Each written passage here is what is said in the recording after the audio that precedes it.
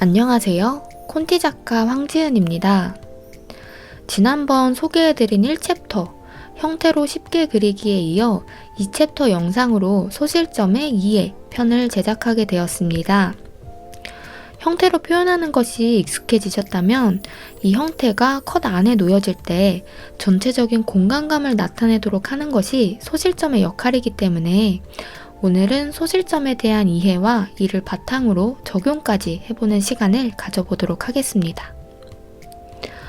우선 네이버로 검색되는 소실점의 정의를 말씀드리면 회화나 설계도 등에서 투시하여 물체의 연장선을 그었을 때 선과 선이 만나는 점이라고 합니다.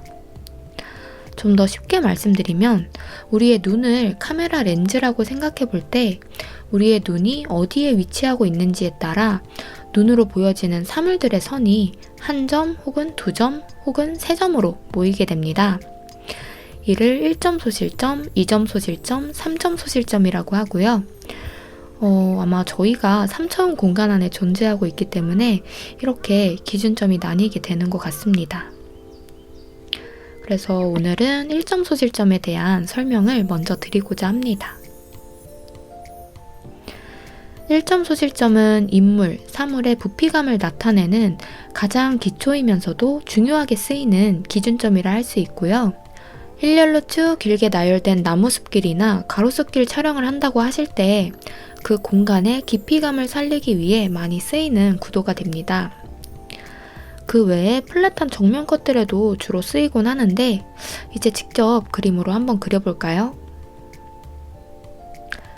네, 프레임 위에 가운데로 평행선을 쭉 하나 긋습니다. 그리고 평행선 가운데 점을 하나 찍어보겠습니다. 이게 지금부터 정한 소실점이 되는 거고요. 카메라의 높이는 여기 소실점이 있는 평행선이 되는 겁니다. 이 소실점을 중심으로 선들을 그어보겠습니다.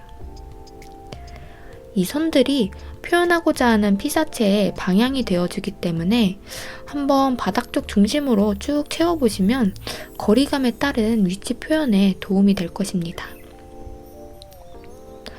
여기서 지난 시간에 했던 형태로 그린 인물 위치를 한번 잡아볼까요?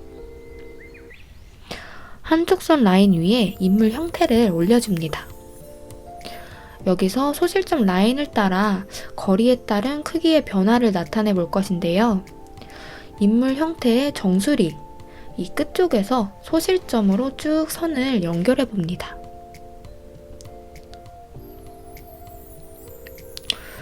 인물이 소실점으로 향해 간다고 가정할 때 크기는 이 라인을 따라 줄어듭니다. 이는 갈수록 카메라로부터 멀어지는 표현이 되는 거고요. 사이즈도 이에 맞게 정해질 수 있습니다. 이 중 하나의 형태를 중심 인물로 정했다면 이를 기준으로 사물의 높이와 배경을 맞춰주시면 되는데요. 예를 들어 인물 뒤쪽으로 건물을 그리고 싶어요. 그럴 때 인물을 아까 설명드린 것처럼 소실점을 향해 줄어드는 어느 지점에 인물을 잡습니다. 이 인물과 같은 위치의 건물을 그려놓겠다 하면 여기서 인물 높이를 평행선을 따라 쭉 건물을 놓을 위치로 이동합니다. 그래서 이 인물의 높이 중심으로 건물의 높이를 잡아주는 겁니다. 이는 전체 공간감이 흐트러지지 않기 위해서 연습하실 때 이러한 계산을 해서 잡아주시는 것이 좋고요. 나중에 익숙해지신다면 그때는 러프하게 잡으셔도 무방합니다. 이 소실점 표현의 좋은 연습 방법은 저도 콘티 작가를 준비하면서 배움을 얻게 된 부분인데 투시된 직육면체를 다양하게 그려보는 겁니다. 정확하게 선을 잡기 원하시는 분들은 자를 이용하시면 되고요. 저는 스케치를 잡는 데 있어 러프함을 추구하기 때문에 편하게 선을 긋도록 하겠습니다. 수직선은 타블렛으로 자와 같은 기능이 가능해서 깔끔하게 그려봅니다. 네. 여기서 위치에 따라 다르게 그려지는 이 정육면체의 크기 변화를 눈으로 보고 확인하면서 1점 소실점 중심으로 만들어진 하나의 컷을 만들어 보는 겁니다. 이 직육면체에 창문을 그려 넣으면 건물이 되는 거고요. 직육면체 안에 사람의 형태를 그려 넣으면 인물이 되는 겁니다. 네, 이 주어진 공간 안에서 표현하고 싶은 사물이나 인물을 그려보시면 구도를 벗어나지 않는 올바른 그림들이 완성될 수 있습니다. 아마 소실점에 맞게 그리기 위해서 풀샷 사이즈로 표현이 되었을 텐데요.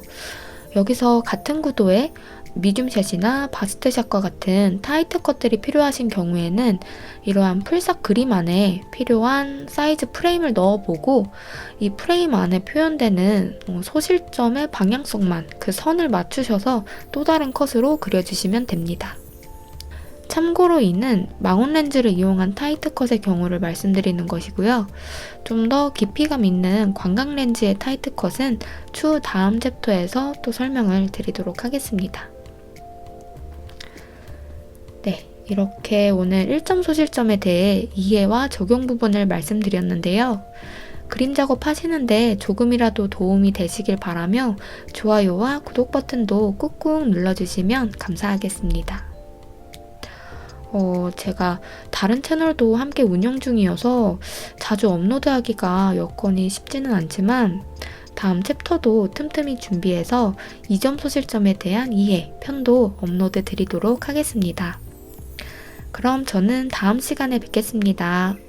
좋은 하루 보내세요.